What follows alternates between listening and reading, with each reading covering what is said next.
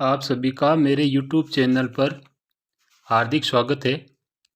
आज हम कक्षा 12 राजनीति विज्ञान का बोर्ड द्वारा जारी मॉडल पेपर हल करेंगे। पहला प्रश्न है, रूस की क्रांति कब हुई? 1917, 1920, 1927, 1817। इसका सही उत्तर होगा 1917। 1917 में रूस में बोल्शेविक क्रांति हुई थी। दूसरा प्रश्न है, यूरोपीय संघ की स्थापना कब की गई? 1882, 1992, 1907, 1857। इसका सही उत्तर होगा 1992। तीसरा प्रश्न है, दक्षिणी एशिया में सबसे बड़ा देश है? बांग्लादेश, नेपाल, श्रीलंका, भारत।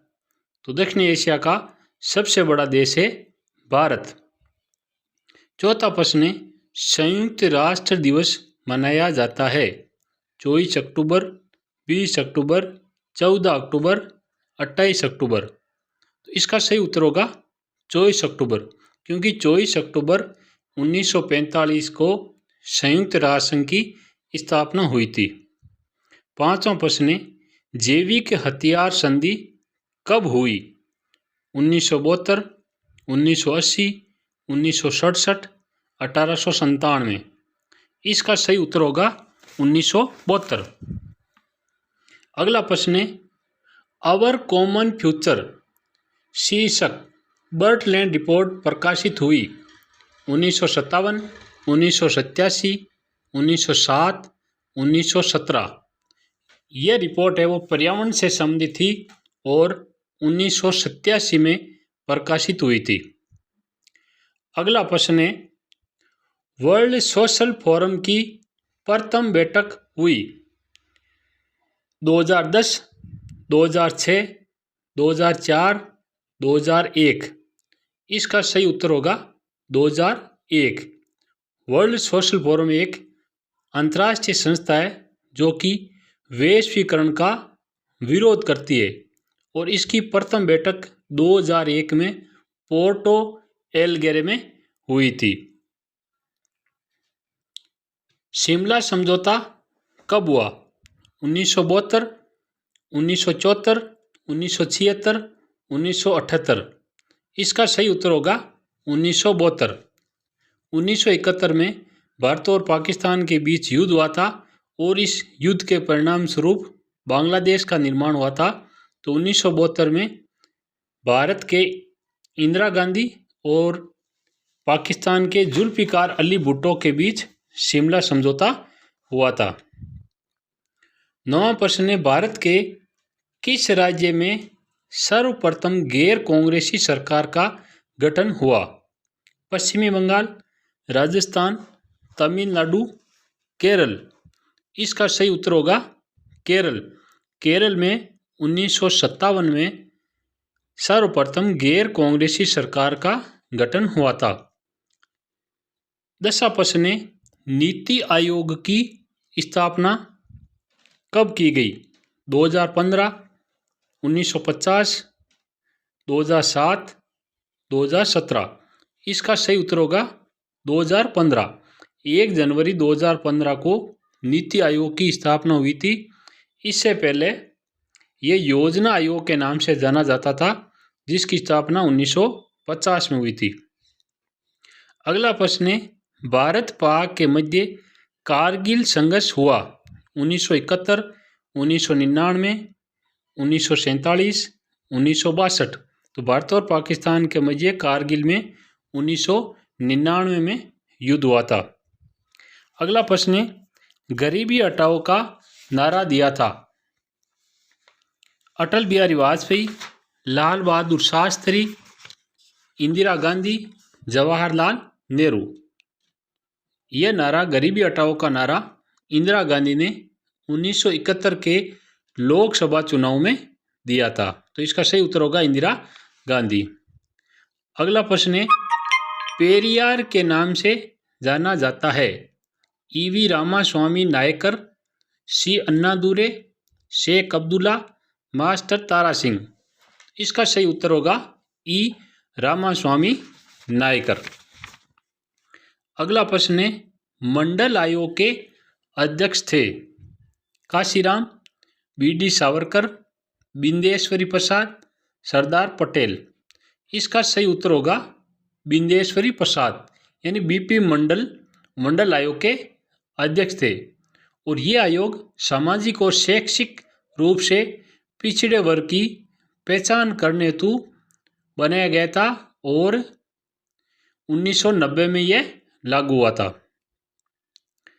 पंजाबी भाषा की साहित्यिक पत्रिका नागमणि के संपादन करता है मिर्जा अहमद, अमृता प्रीतम, डॉक्टर अम्बेडकर, सैयद खां। तो इसका सही उत्तर होगा अमृता प्रीतम। तो ये 15 प्रश्न हो गए आपके एबीसीडी वाले। अब जो रिक्त स्थान वाले हैं वो 7 प्रश्न। सबसे पहला है, 1998 में भारत ने खाली स्थान में परमाणु परीक्षण किया। इसका सही उत्तर होगा पोखरण में परमाणु परीक्षण किया। दूसरा प्रश्न है, परमाणु अप्रसार संधि हुई। तो परमाणु अप्रसार संधि है वो 1968 में हुई थी, एनपीटी। तीसरा प्रश्न है, चिले में खालिस्तान नामक मूलवासी रहते हैं। तो चिले एक देश है, वहाँ पर मापुचे नाम के मूलवासी रहते हैं। अगला प्रश्न है, प्रथम पंचवर्षीय योजना खालिस्तान में चलाई गई। तो इस खाली जगह में आएगा 1951 में चलाई गई। अगला प्रश्न है, जवाहरलाल नेहरू के राजनीतिक उत्तराधिकारी थे। 1964 में जब जवाहरलाल नेहरू की मृत्यु हो गई तो लाल बहादुर शास्त्री को भारत का प्रधानमंत्री बनाया गया। तो इसका सही उत्तर होगा लाल बहादुर शास्त्री। अगला प्रश्न है, ऑपरेशन ब्लू स्टार का संबंध राज्य से है। तो इसका सही उत्तर होगा पंजाब राज्य से।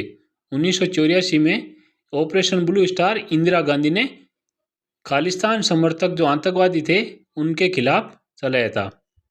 सप्तदलीय गठबंधन 7 पार्टी अलायंस का संबंध देश से है। इसका सही उत्तर होगा नेपाल। नेपाल में 7 दलों का जो गठबंधन बना था। अब आते हैं अति लघु उत्तरात्मक प्रश्न है, वो भी 1-1 नंबर के ही हैं। पहला प्रश्न है, बर्लिन की दीवार किसका प्रतीक थी। इसका उत्तर होगा शीत युद्ध का। अगला प्रश्न है, लिट्टे का पूरा नाम लिखिए। श्रीलंका में एक आतंकवादी संगठन था, उसका पूरा नाम है लिबरेशन टाइगर्स ऑफ तमिल इलम। अगला प्रश्न है, सुरक्षा का बुनियादी अर्थ क्या है।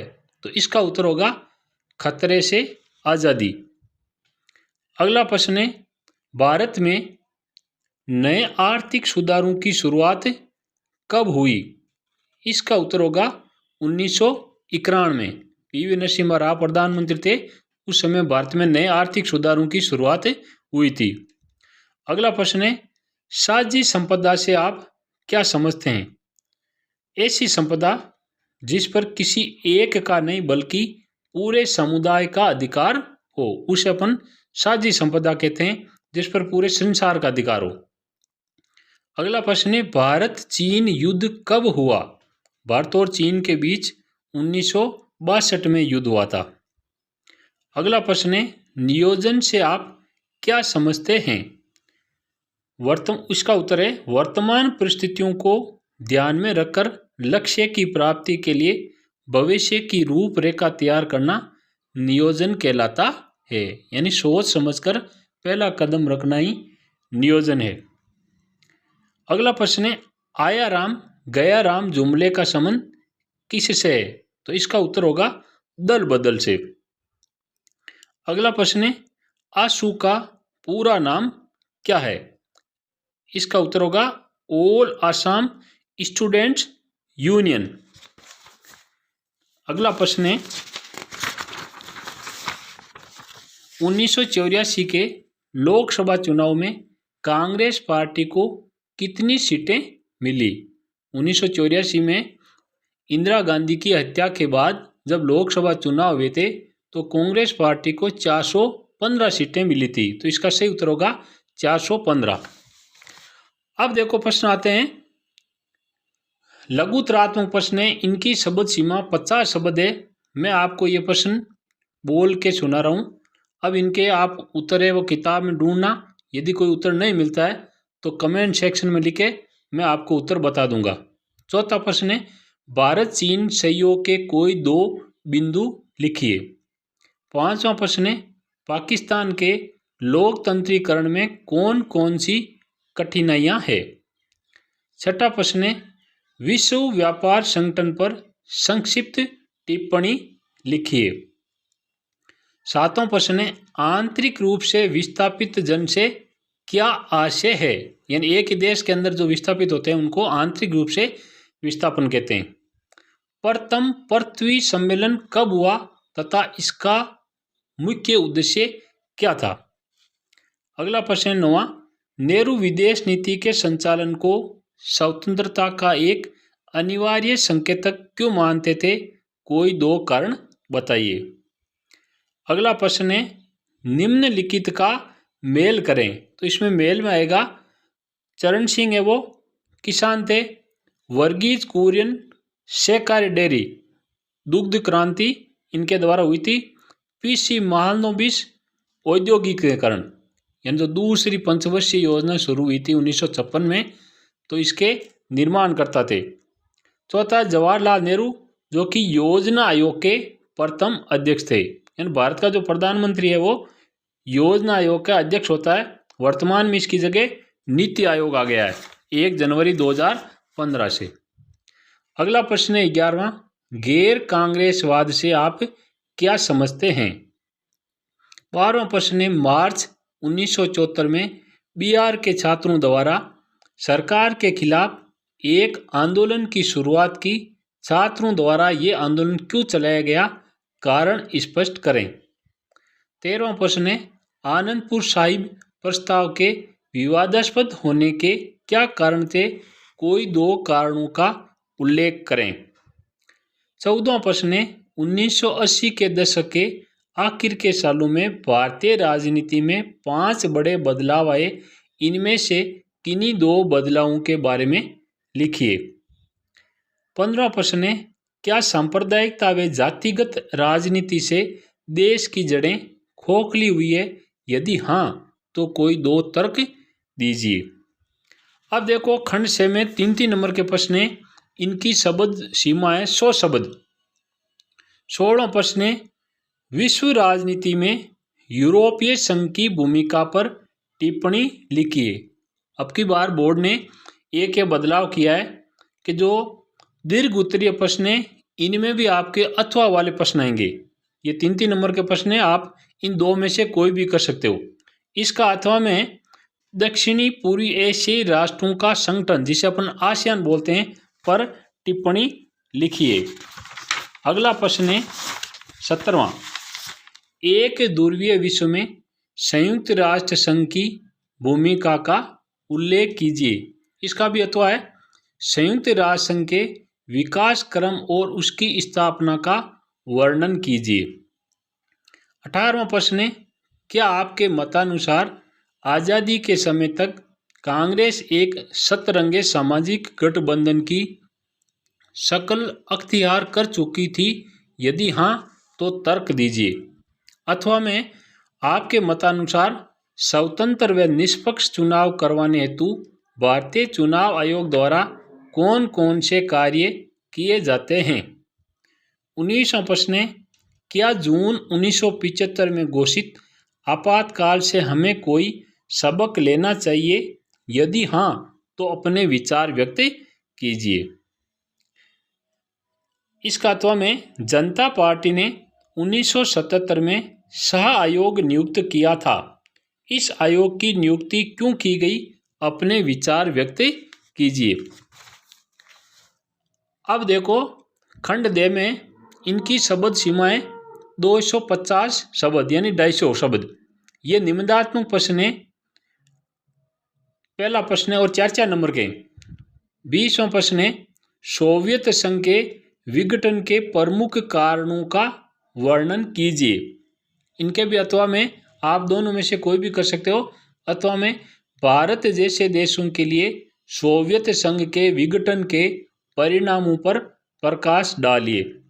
21वां प्रश्न है वैश्वीकरण के प्रमुख कारणों का विस्तार से वर्णन कीजिए। 4 नंबर का प्रश्न है अथवा वैश्वीकरण के प्रभावों का विस्तार से वर्णन कीजिए। अगला प्रश्न है भारत के राजनीतिक मानचित्र में निम्न स्थानों को अंकित कीजिए। हैदराबाद, जूनागढ़, मैसूर, जम्मू कश्मीर। अथवा भारत के राजनीतिक मानचित्र में निम्न स्थानों को अंकित कीजिए। बनारस, ग्वालियर, अजमेर, बम्बई यानी कि मुंबई। यह नक्शा है वो पहली बार मॉडल पेपर में दिया है, तो इस बार आपके बोर्ड परीक्षा में नक्शा आ सकता है। तो